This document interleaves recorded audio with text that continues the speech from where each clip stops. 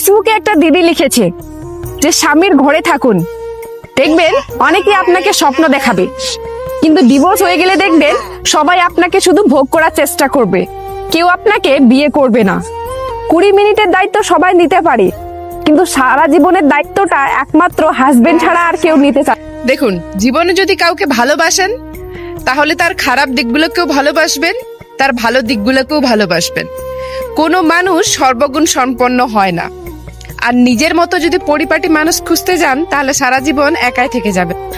আজকে সবার কাছে একটা কথা জিজ্ঞাসা করতে চাই, যে মানুষটা আপনাকে ছেড়ে চলে গেছে, সেই মানুষটার কথা দিনে কতবার মনে পড়ে? কমেন্ট করে অবশ্যই জানাবেন। দেখো, ফুল দিয়ে পুজো হয়, পাতা দিয়ে নয়, মন দেখে প্রেম হয়, রূপ দেখে নয়। সেই জন্য কাজী নজরুল ইসলাম একটা কথা বলেছেন, ভালোবেসে এগিয়ে যাও, নেই কোনো ভয়, হবে ভালোবাসার একদিন জয়, যদি ভালোবাসাটা মন থেকে হয়।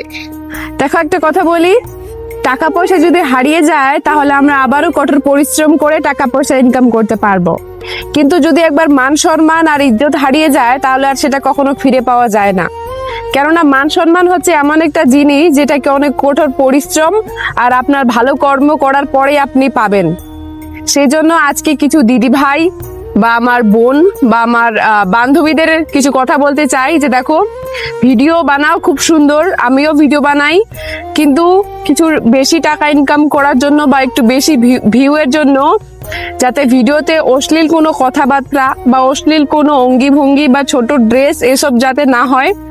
কেননা মানুষ তোমাকে তোমার ভালো ব্যবহার বা তোমার কথাবার্তা এসব দেখে মানুষ তোমাকে সম্মান করবে, সেটা অফলাইন হোক বা সেটা অনলাইন জগতে হোক, ঠিক আছে? তো নিজের মান সম্মান নষ্ট করো না, কাউকে খারাপ কমেন্টে রিপ্লাই দিতে গিয়ে তুমিও নিজের মানে মুখের ভাষা ভিডিওতে খারাপ করো না। কেননা মানুষ যেটাই দেখে সেটার উপরে ডিপেন্ড করে তোমাকে মানুষ সম্মান করবে না অসম্মান করবে, ঠিক আছে?